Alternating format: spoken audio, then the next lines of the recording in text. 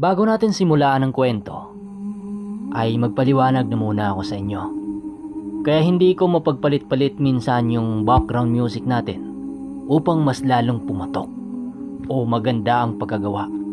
Kaya lang kapag palit-palitin ko, napakaingay ng background natin dito sa labas.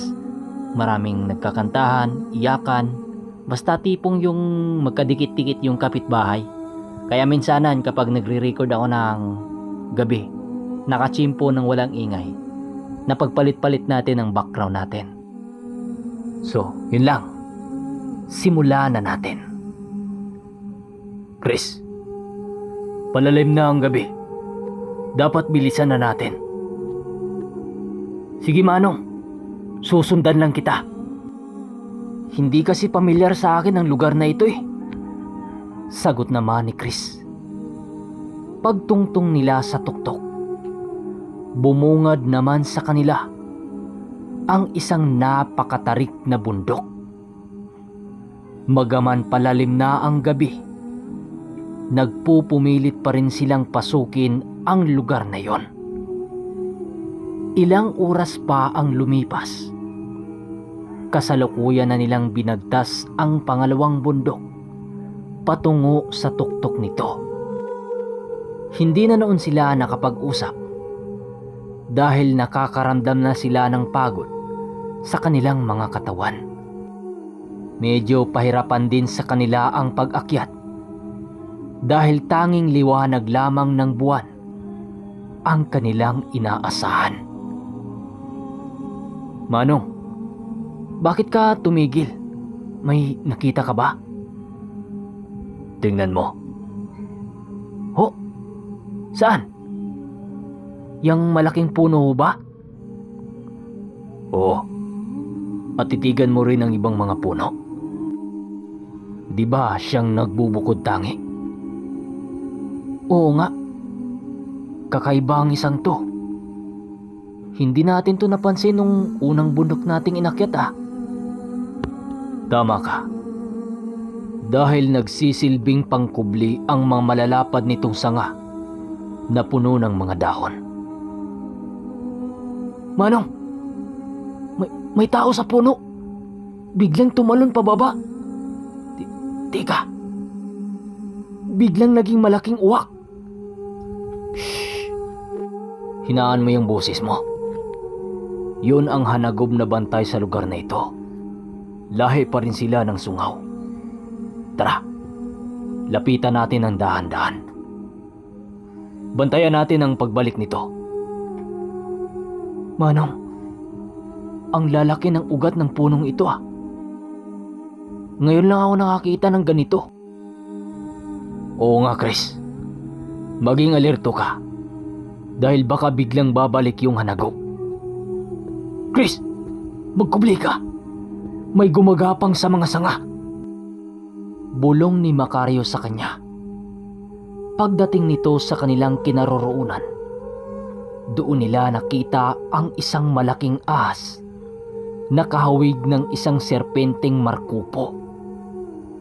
Dahil sa itim na mga kaliskis nito, kaya hindi ito naninag ng maayos ni Macario kahit paulit-ulit na tinatamaan ng liwanag ng buwan ang buo nitong katawan. Maya-maya lang, laking gulat na lamang nilang dalawa nang marinig nila itong tumilaok na parang manok. Chris, lumayo tayo rito. Bakit Manong? Basta, mamaya ko na sabihin. Ayun na. Bakit ano bang nangyari? Maglalagas ang kaliskis ng ahas na yon. At yun ang iniwasan nating makalapat sa ating balat. Bakit Manong? Nakakasama ba sa atin ang kaliskis nito? Sumunod ka na lang sa akin. Hindi basta-basta ang mga engkantong kalaban natin sa lugar na ito. Dito. Tingnan mo ang lugar na kinaroroonan natin kanina. At sa sandaling yon, laking gulat ni Chris nang makita niya ang mga puno na naging mga bato.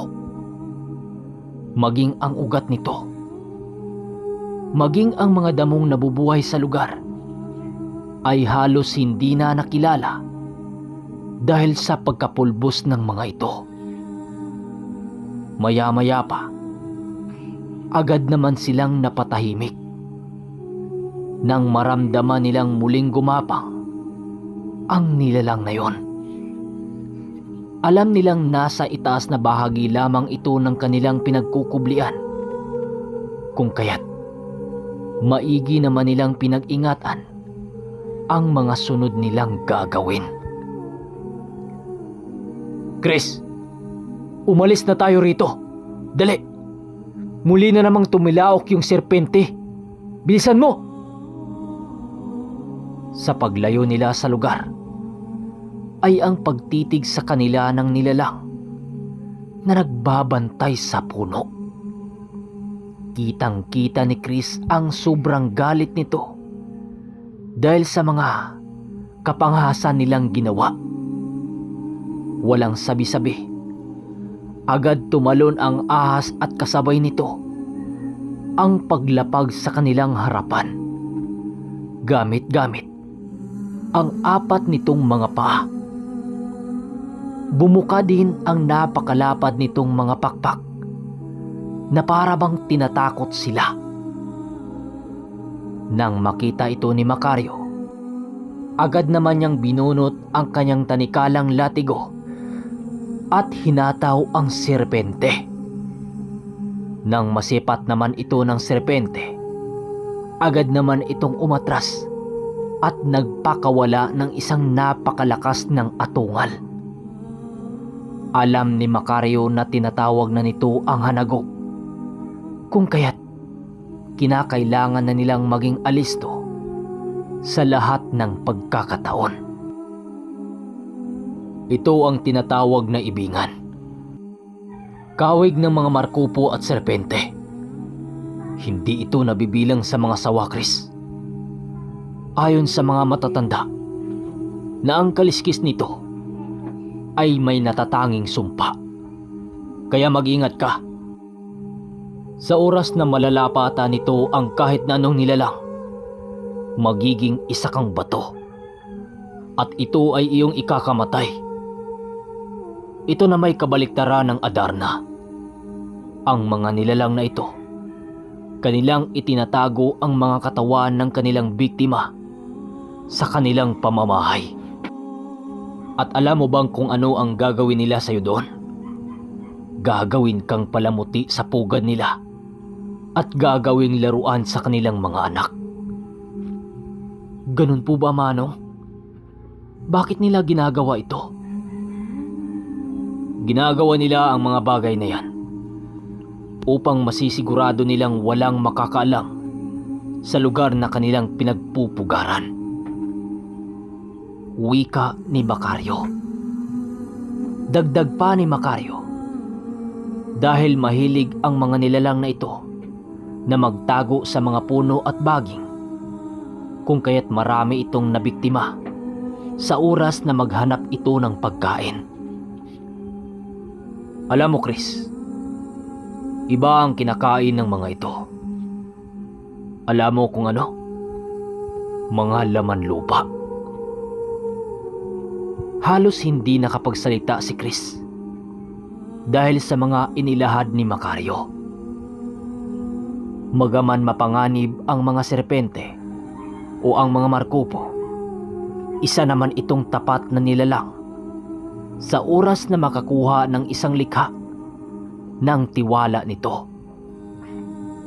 Matapos itong sabihin ni Macario, agad namang lumitaw sa kanilang harapan ang sungaw na may lahing hanagok na mayroong napakalapad na mga pakpak.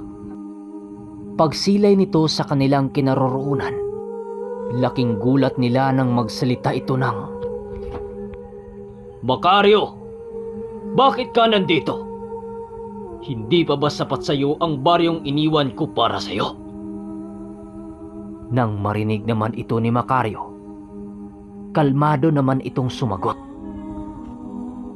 "Kalma ka lang, demonyo.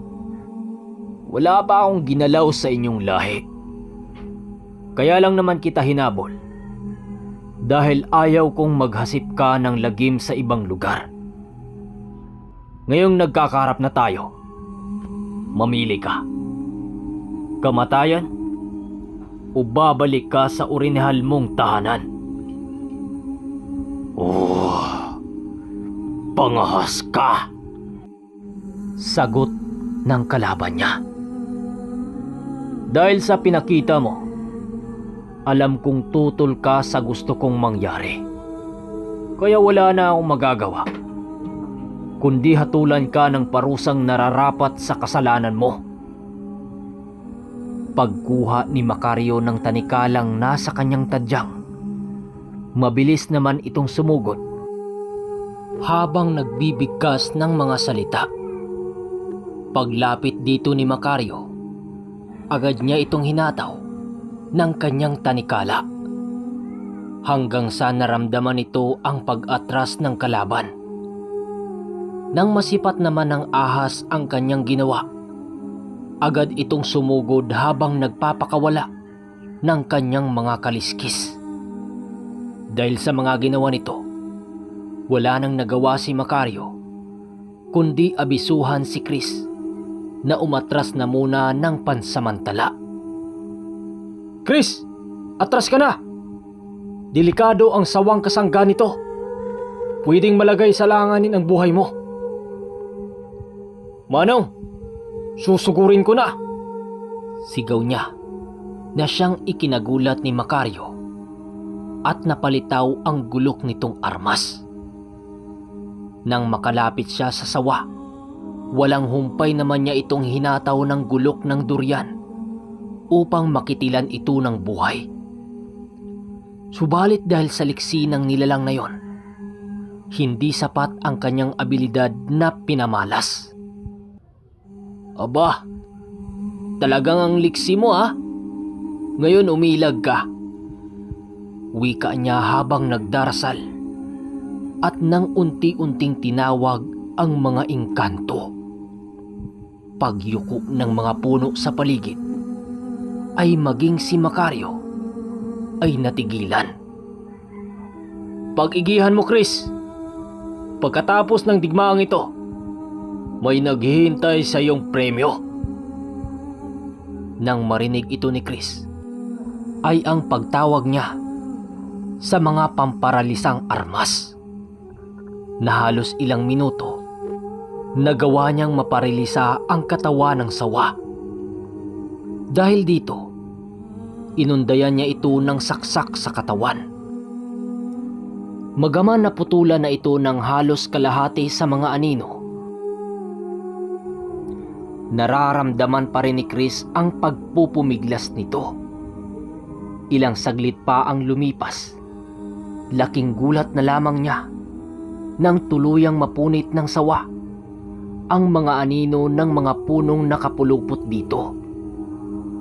Kasabay ng paglaho ng abilidad ng durian, ay siya namang pagtayuan ng mga puno.